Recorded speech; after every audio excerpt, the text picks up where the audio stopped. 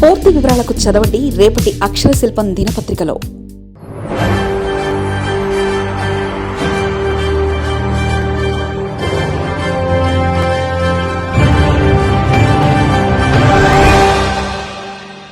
విశాఖ తూర్పు టీడీపీలో మార్పు, వెలగపూడి నోట్లో పచ్చి వెలక్కాయ, వచ్చే ఎన్నికల్లో mass leader check, Pranav Gopal ఎదుగుదల లోకేష్ ఆశీస్సులు.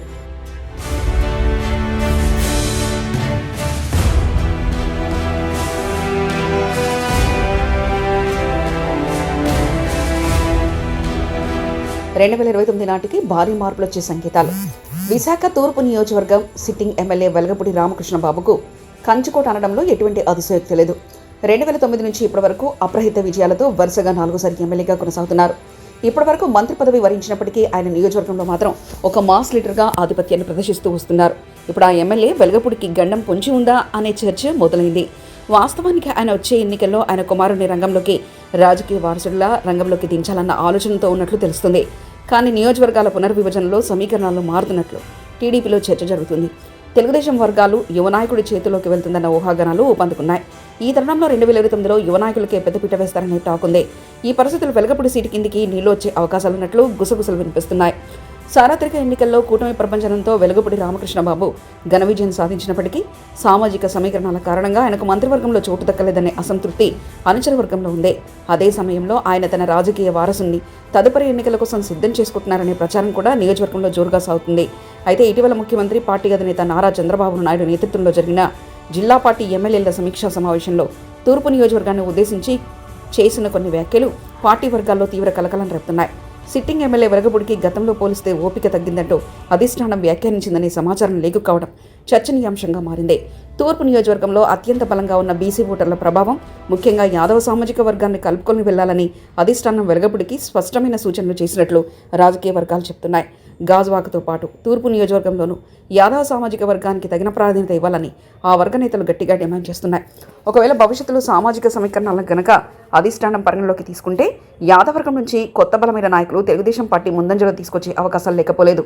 దీంతో విశాఖ తూర్పు నియోజకవర్గ రాజకీయాలపై పార్టీ హైకమాండ్ ప్రత్యేక దృష్టి సారించినట్లు స్పష్టమవుతుంది. ఇటీవల తెలుగుదేశం పార్టీ రాష్ట్ర జాతీయ కమిటీల నియామకాలతో పాటు నామినేటెడ్ పదవుల భర్తీలో విశాఖ తూర్పునకు చెందిన యువ నాయకుడు ప్రస్తుత VMRDA చైర్మన్ ప్రణవ్ గోపాల్కు కీలక బాధ్యతలు దక్కడం రాజకీయంగా అత్యంత ప్రాధాన్యత సంతరించుకుంది. సీనియర్ నాయకుడున్న వెలగపూడి రామకృష్ణబాబుకు ఆయన వారసుడి ప్రచారంలో ఉన్న యువ నాయకుడికి పార్టీకి పెద్దగా ప్రాధాన్యత ఇవ్వలేదు. అదే సమయంలో ప్రణవ్ గోపాల్కు అగ్రతాంబూలం ఇవ్వడం కొత్త చర్చకు దారితీసింది.